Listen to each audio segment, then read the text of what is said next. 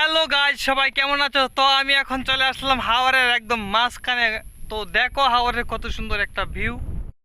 এখানে দেখতে পাচ্ছ একটা সুন্দর একটা পুকুর বা খনি যে যাই বলো। তো এটা একদম হাওরের মাঝখানে পড়ছে। তো আমি এখানে আজকে আইছি একটা গরু নিয়ে, কয়েকটি গরু নিয়ে, গরুটিকে এখানে বাইন্ধে রাখছি।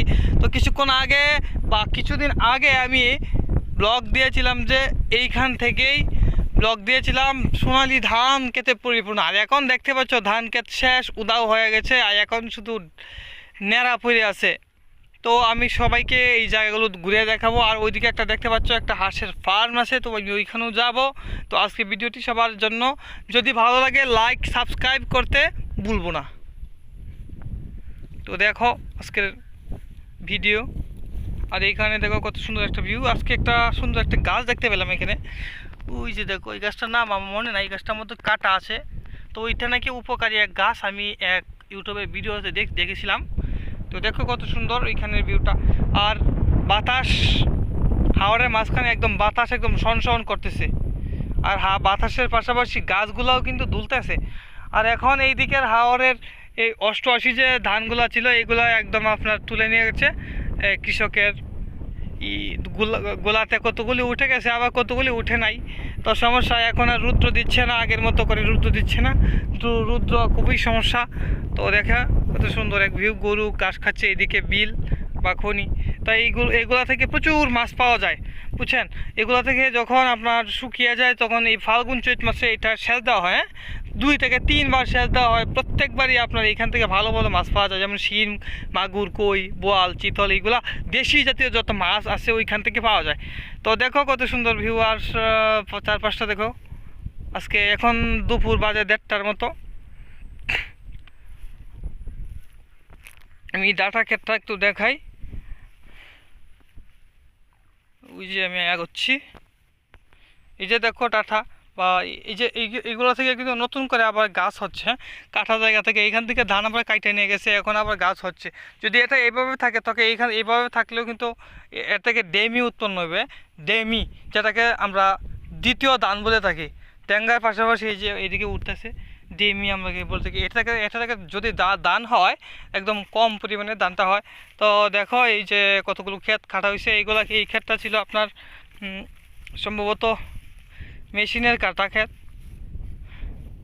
খের ওইখানে পড়ে আছে প্রচুর। আর এখানে চাষাবাদ করা হয়েছিল না, গরু খেয়ে ফেলছে, তো এটা এরকমই পড়ে আছে। তো বন্ধুরা দেখো, এখানে দেশীয় জাতের কত হাঁস, এই একদম হাওরের মাছ বরাবর ওরা ধানের কুজে, ওদিকে পোকামাকড় শামুকের কুজে ওরা হাওরের একদম মাঝখানে চলে আসছে। তো দেখো আগে গত সপ্তাহে আমি একটা ভিডিও দিয়েছিলাম যে এই এইগুলো হাঁস ছিল একদম সাদা। তো আপনারা চাইলে দেখতে পারেন। তো আমি এখন হাঁসের মালিকের লগে কথা বলি। এই যে এই হাঁসগুলো কি আপনার? এখানে কত পিস হাঁস আছে? 800 পিস না? ধান গড়ার মধ্যে সবগুলো দেখা যাচ্ছে না, প্রত্যেকটা ধান গড়ার মধ্যে চলে গেছে। তো ডিম ভালো যায় নাকি? ডিম এখন গরমে আদারটা পানি নাই, তো তার জন্য এই 250 ডিম দেয়। আচ্ছা, ডিম কমে নিছে। মধ্যেই বাড়বো, পানি বৃষ্টি হইতেছে তো, এই খেতে পানি লাগলে আরেকবার। সব প্রতি কত করে? সব প্রতি 100 কত করে? ডিম, হ্যাঁ হাঁস না, 100 ডিম কত করে?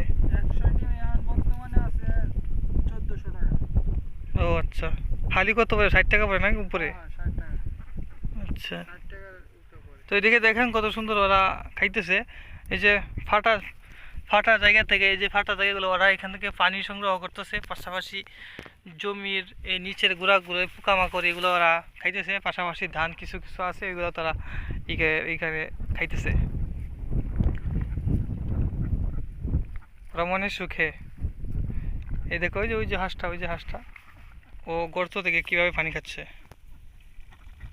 এই যে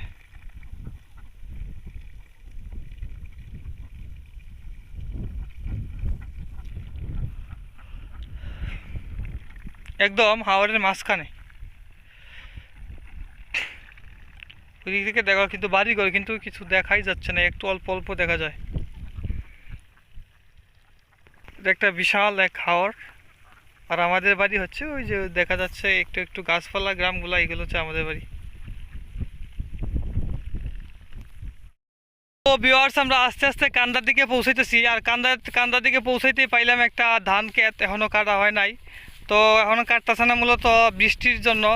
আবহাওয়া বেশি ভালো না, এই একটু সকালে ভালো হলে বিকালে ভালো হয় না, কি একটা অবস্থা। তো আস্তে আস্তে চলি কান্দার দিকে ঢুকতেই আমরা পাইব গরু।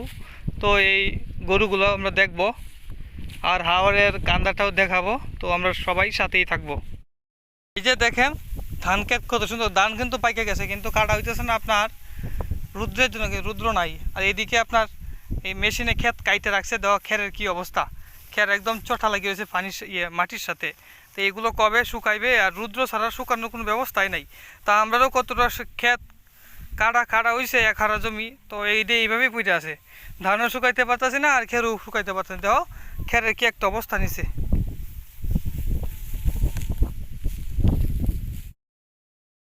আস্তে আস্তে কান্দায় পৌঁছে গেলাম। তো কান্দায় পৌঁছে দেখতে পেলাম যে কত গরু। হ্যাঁ, ধান তো দেখাইলামই, এরকমই যেগুলো দেখতে পেয়েছিলেন। এই যে দেখো কত সুন্দর গরু ঘাস খাইতেছে এইদিকে। তো কান্দায় আপনার গরুর অভাব নাই। তো এখন দুপুর সময় গরু বাড়ির পাশেই বেশিরভাগ আছে, হাওর জুড়েই গরু আছে। আর এদিকে কত গরু, আমার গরু দিয়ে এলাম ওই যে একদম একটু একটু দেখা যায় যে আমি ওইখানে গরু দিয়ে এলাম, কিছুক্ষণ আগে দেখতে পেয়েছিলেন এই ভিডিওতেই। আর দেখো এখানে খড় শুকায় রাখছে, কালকে শুকানো হয়েছে, আর 2টা রোদ দিতে হবে, কারণ রোদ দেয় না সমস্যা, রোদের পাশাপাশি বৃষ্টি চলে আসে। আর বাতাসে দেখো শনশন শব্দ, হাওয়ারটাকে সুন্দর করে সাজিয়ে তুলছে বাতাসের শব্দ। আর চারিদিকে সবুজ শ্যামলে শস্য শ্যামলা, আমাদের প্রকৃতি এক অপরূপ সেজে উঠেছে এখন। খাকু কিতা গরু লেইছ লামাত?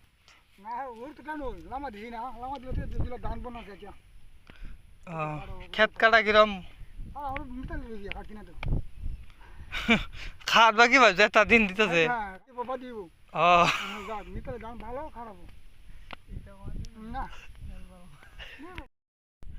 সমস্যাই হন ওয়াই নাই কইতে যাইবা কেন ওয়াই তাতা না ধান ওয়াই তাতা মানে কোন বেড়া নাকি এর তো আমরা মতই মনে হয়।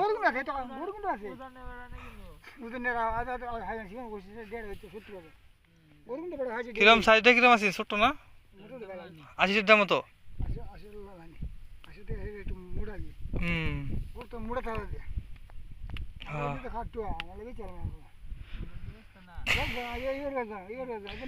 রাগ করে দেখছো কত দিক দেখা রাখছে, কিতা খাওয়াইছে দিন না? এটি খাওয়াইছে না তো, কইছে এটি খাওয়াইছে না, দেহা দিতে খাওয়াইছে খালি দেহা দিতে খাওয়াইছে। হ্যাঁ খরচ খাটছে কিরম মনে করছো সারা বছর পরা?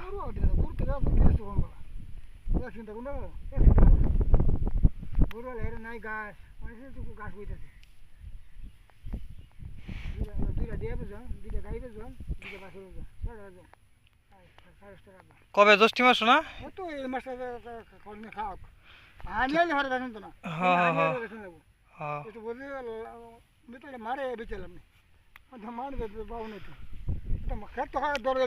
আমরাও কয়েকটা বেচছিলাম।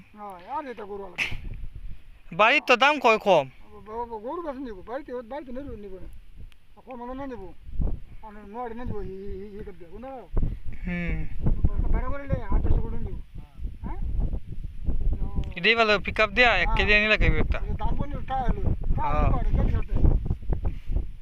রোজ তো খাইছিল একটা তাল লাইনে না এটা সাথে ও খাইছি মানে খনাত বই বই একদম বলে তো না খান দাও দিও আমি নেব না মিটার দিয়া 2 মিনিট মিটার রাসা ভাই আটা বুঝি বাকি হয় না মিট করে সিদ্ধ হইব সিদ্ধ। হ্যাঁ তো এই 28 কাটা জমি কাটছে রোদ দিছে মানে একটা একটু 28 কাটা না, 2 আড়া জমি 2 আড়া।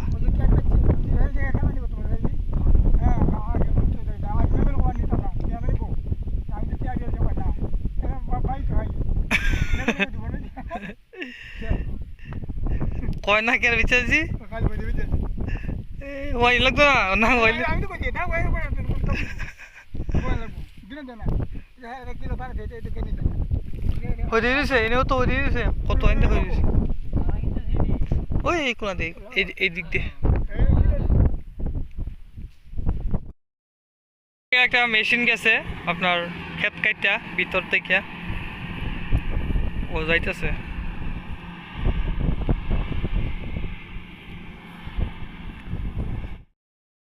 দেখো কত গরু ঘাস খাইতেছে এটা বিশাল একটা মাঠ গরুর মাঠ বিশাল মাঠ তো ওইখান থেকে এখন বর্তমান সময়ে এখন আমাদের হরিন্দরা গ্রামের গরুগুলোই আছে এই সাইডে আর অপর সাইডে আছে চট্টমপুর মানে পাশের গ্রামের গরুগুলা তো আগে আপনার এই দিকে গরু বাহির থেকে আইতো কারণ ঘাস পাইতো না এখন দেখো ঘাস ভালোই হয়েছে বাহির থেকে গরু আইতো ঘাস খাওয়ানোর জন্য তো এইদিকে দেখো দুইটা বাছুর ওদের মার সাথে শুয়ে রয়েছে কত সুন্দর করে শুয়ে আছে ওদের মার পাশে